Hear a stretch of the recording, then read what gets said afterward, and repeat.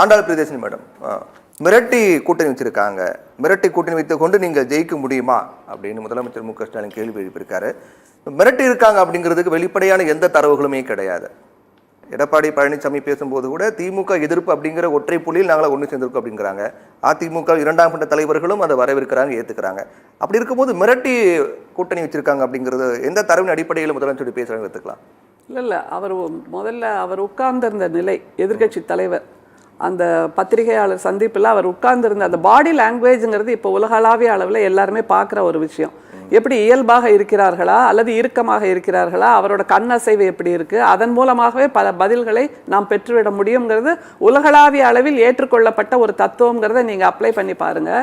எப்போது பார்த்தாலும் சிரித்து கொண்டிருக்கின்ற ஒரு எதிர்கட்சி தலைவர், எதற்கெடுத்தாலும் சிரிக்கின்ற ஒரு எதிர்கட்சி தலைவர், தூத்துக்குடியில் துப்பாக்கி சூடுனா அதுக்கு கூட சிரிக்கின்ற ஒரு எதிர்கட்சி தலைவர், அல்லது சாத்தான்குளத்தில் ரெட்டை கொலை அப்படின்னாலும் சிரிக்கின்ற ஒரு எதிர்கட்சி தலைவர், இந்த இடத்துல சிரிப்பை மறந்து போய் உட்கார்ந்துருக்காருங்கிற போது அது வலுக்கட்டாயம் உள்துறை அமைச்சர் பேசிட்டு இருக்காரு, அந்த சமயத்துல குறுக்கிட வேணாம் அப்படிங்கிற ஒரு அடிப்படையில் கூட சரி, அவர் பேசும்போது குறுக்கிட வேண்டாம். பேசி முடிச்ச அப்புறம் நான் இந்த எதிர்கட்சியின் தலைவராக அல்லது அதிமுகவின் தலைவராக நான் இருக்கிறேன், எனக்கும் பேசுவதற்கு வாய்ப்பு வேணும்னு சொல்லக்கூடிய உரிமை அவருக்கு இருக்கா இல்லையா? அவர் பேசக்கூடிய வாய்ப்பே இல்லாத அளவுக்கு அவர் அடிமை பத்திரம் எழுதி கொடுத்து விட்டார் அப்படிங்கிறதுக்கு அது ஒரு சாட்சி உண்டா இல்லையா?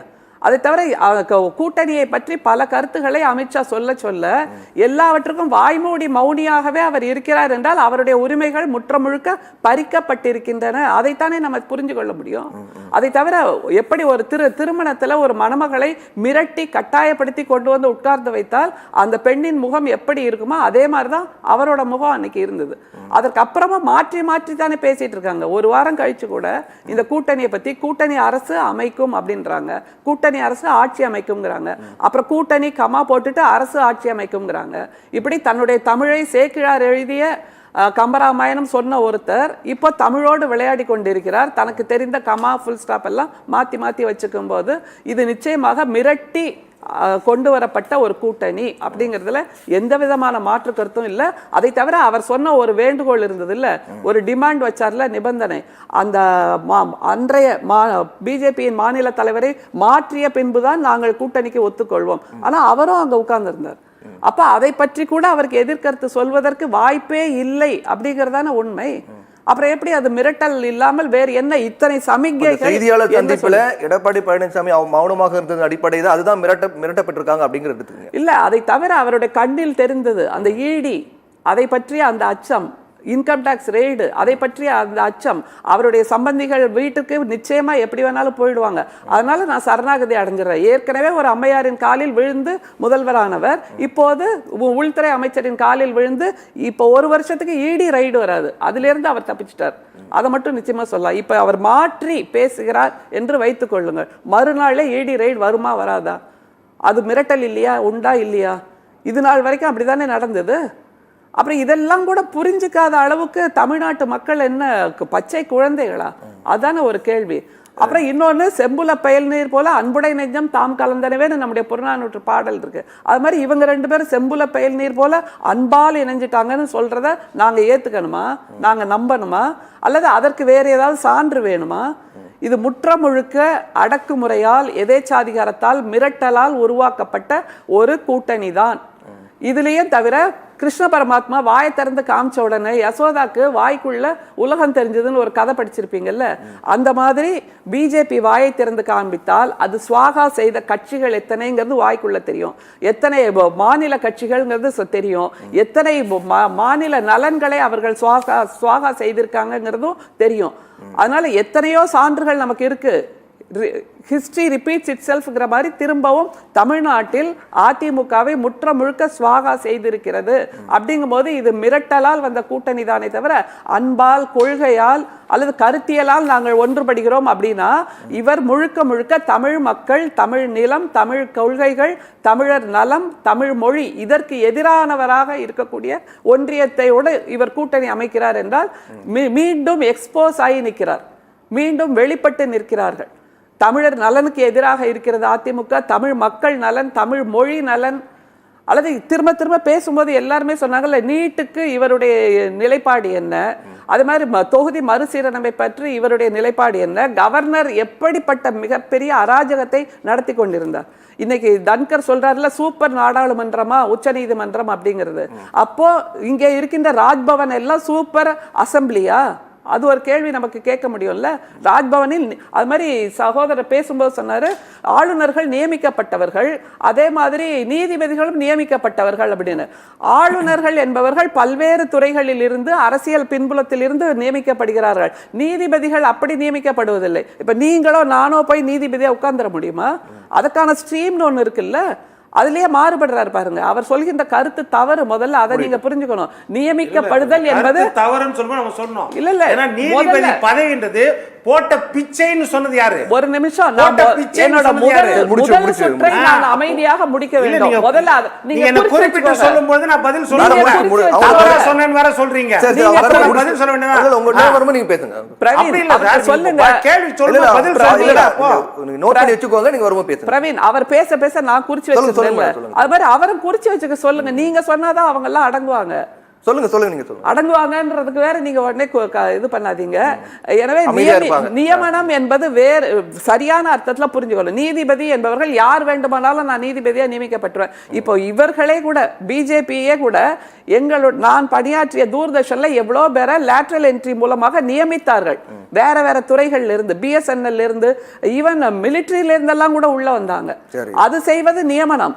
ஆனால் பிஜேபி நினைத்தாலும் கூட நீதிமன்றத்தில் அல்லது நீதிபதியாக யாரையும் வேறு யாரையும் நியமிக்க முடியாது இல்லையா?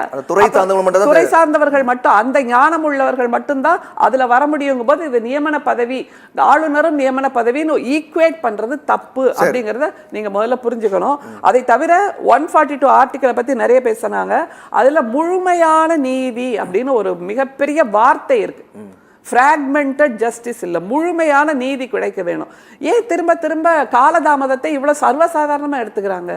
ஒரு 200 ஆண்டு கால போராட்டத்துக்கு அப்புறம் நமக்கு சுதந்திரம் கிடைச்சது இல்ல, அவங்க இன்னமும் காலதாமதம் செஞ்சிருக்கலாமா இல்லையா? அப்படின்னா ஒரு குரூஷியல் டைம் வந்தாச்சு, இதுக்கு மேல there is no more waiting time என்று வரும்போது கூட நாடாளுமன்றத்தின் தவறுகளை சுட்டிக்காட்ட ஒரு நீதிமன்றம் உள்ளே வரவேண்டிய அந்த ஜுடிஷியரி எதுக்காக இருக்கு? ஒரு சுதந்திர நாட்டில், ஒரு குடியரசு நாட்டில் ஜுடிஷியரியோட பங்கு என்ன? அவர்கள் எதற்கெடுத்தாலும் நாடாளுமன்றம் சொல்கின்ற சட்டம் சரியானதுன்னு தலையாட்டி பொம்மையா இருக்கணுமா? எக்ஸிக்யூட்டிவ் வேற, நாடாளுமன்றம் வேற, ஜுடிஷியரி வேற, மூன்றுக்கும் தனித்தனி பவர் இருக்கு. ஆனா இந்த 2 பேரும் செய்யக்கூடிய தவறுகளை சரி செய்வது தானே கம்ப்ளீட் ஜஸ்டிஸாக இருக்க முடியும். அதனால எண்ட்லெஸ்ஸா as soon as possible தான் நமக்கு கொடுக்கப்பட்டிருக்கு. அந்த நான் படித்த அகராதிகள் எல்லாத்துலேயும் as soon as possibleங்கிறதுக்கு கூடிய விரைவில் தான் அர்த்தம் நான் படிச்சிருக்கேன். ஆனால் இவங்க as late as possible.